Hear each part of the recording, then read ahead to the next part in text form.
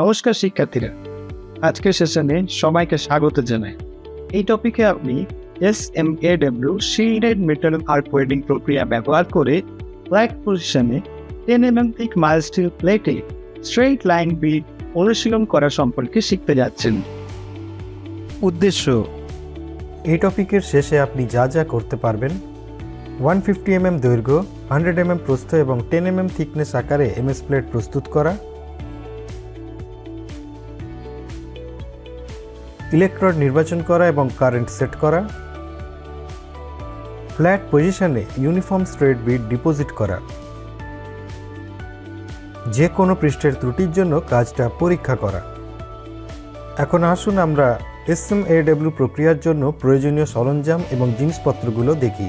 Still rule, scriber, prick punch, ball pin hammer, flat file, bench vice, try square, tongs, chipping hammer, steel wire brush, electrode cable এবং earth cable, electrode holder, electrode, personal protective equipment, SMAW welding plant machine এবং সেগুলো setup accessories, C clamp. আসুন আমরা এখন SMAW প্রক্রিয়া ব্যবহার করে flat পজিশনের 10 mm থিক MS প্লেটে স্ট্রেট লাইন বিডসের জন্য প্রি ওয়েল্ডিং প্রিপারেশনস দেখি। প্রতিরক্ষামূলক পোশাক পরুন। 150 mm দৈর্ঘ্য, 100 mm প্রস্থ এবং 10 mm থিকনেসের মাইল্ড স্টিল প্লেট প্রস্তুত করুন হ্যাকসো ব্যবহার করে। কাটা প্লেট ফাইল করুন।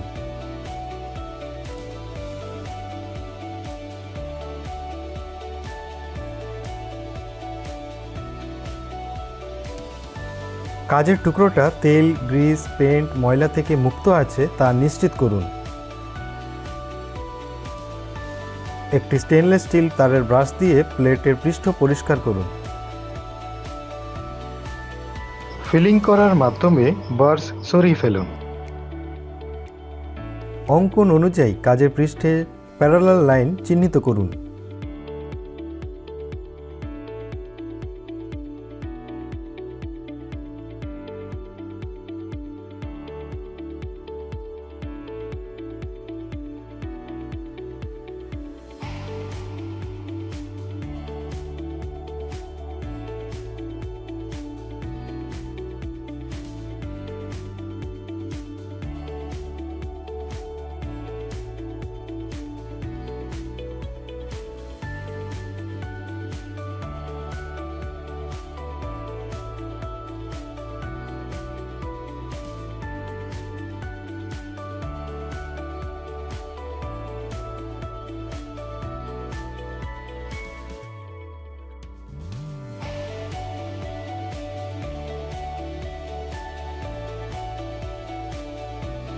স্ট্রেট বিট ডিপোজিট করার জন্য লাইনে একটি পাঞ্চ চিহ্ন তৈরি করুন।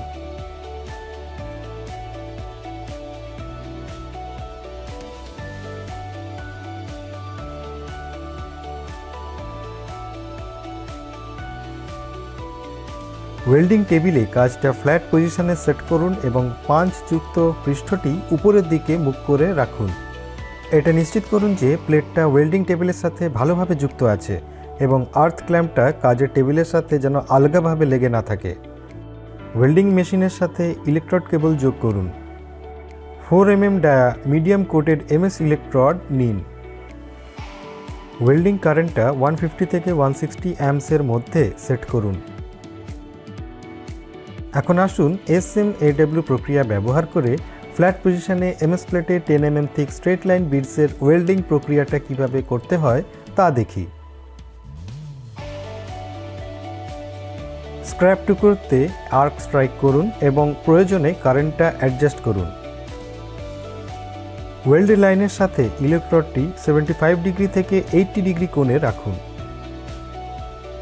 মাঝারি গতিতে এবং মিডিয়াম লেন্থ আর্কে এগিয়ে যাওয়া শুরু করুন।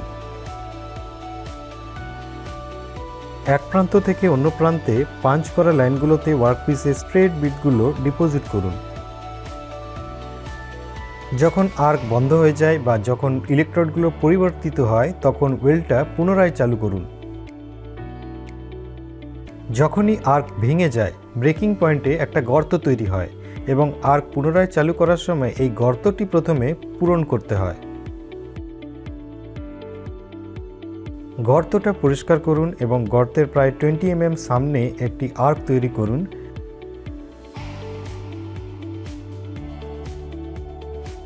এবং দ্রুত হারে গর্তটিতে ফিরে আসুন।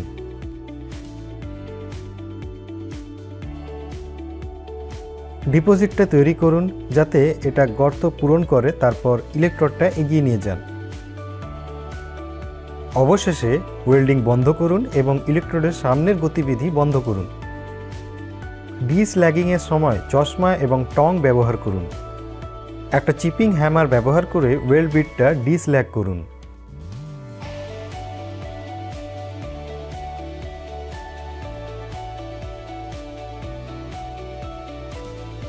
স্টিল ওয়্যার ব্রাশ দিয়ে ওয়েল্ড বিট পরিষ্কার করুন।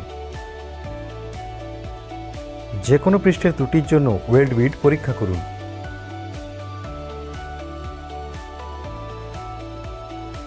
SMAW প্রক্রিয়া ব্যবহার করে ফ্ল্যাট পজিশনে 10 mm থিক MS প্লেটে স্ট্রেট লাইন বিটসের জন্য কিছু গুরুত্বপূর্ণ পয়েন্ট মনে রাখা উচিত। কাজ এবং ওয়েল্ডিং টেবিলের মধ্যে ভালো বৈদ্যুতিক যোগাযোগ পেতে কাজের নিচের পৃষ্ঠটা পুরোপুরি পরিষ্কার হওয়া উচিত। ইলেকট্রোড ম্যানুফ্যাকচারের দ্বারা প্যাকেটে দেওয়া ইলেকট্রোডের ডায়ামিটার অনুযায়ী সবসময় কারেন্ট রেঞ্জ বজায় রাখুন। স্ক্র্যাপ মেটাল পিসে কাজটা এবং ইলেকট্রোডের সঠিকভাবে গলে যাওয়ার বিষয়টা পরীক্ষা করুন। ডিপোজিট হওয়া বিটগুলো পরীক্ষা করুন এবং ওয়েল্ড কেজ ব্যবহার করে প্রস্থ এবং উচ্চতার কোনো পরিবর্তন হলে নোট করুন। এখন আমরা যে বিষয়গুলোর জন্য স্ট্রেট বিট পরীক্ষা করব তা হলো বিডের সমান দৈর্ঘ্য এবং প্রস্থ, বিডের স্ট্রেটনেস,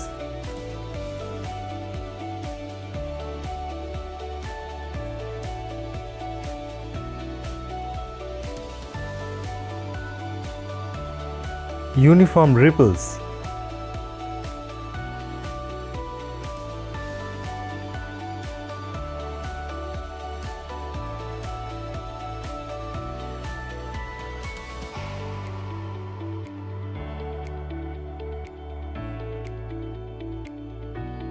undercut,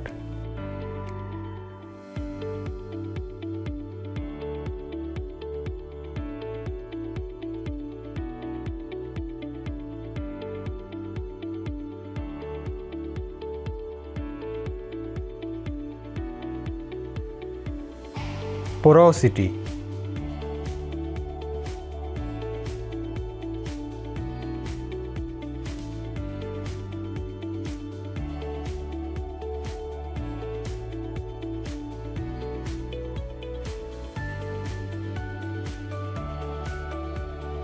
slag inclusion,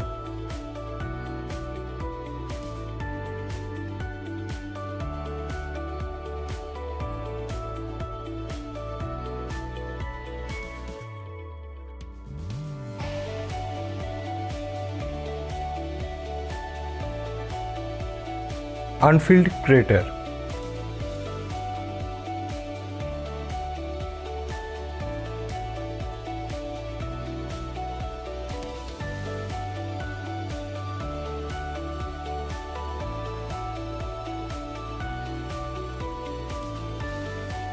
আসুন আমরা এই টপিক থেকে আমরা কি কি শিখেছি তার একটা দ্রুত পুনরালোচনা করি। 150 mm দৈর্ঘ্য, 100 mm প্রস্থ, 10 mm থিকের মাইল্ড স্টিল প্লেটের টুকরো প্রস্তুত করা, কারেন্ট এবং পোলারিটি সেট করা, তারপরে ইলেকট্রোড বাছাই করা, ফ্ল্যাট পজিশনে ইউনিফর্ম স্ট্রেট বিট ডিপোজিট করা, যে কোনো পৃষ্ঠের ত্রুটির জন্য কাজটা পরীক্ষা করা। ধন্যবাদ শিক্ষার্থীরা, আমি আশা করি আপনারা সবাই এই টপিকটা ভালো করে বুঝতে পেরেছেন। আগামী সেশনে আবার দেখা হবে।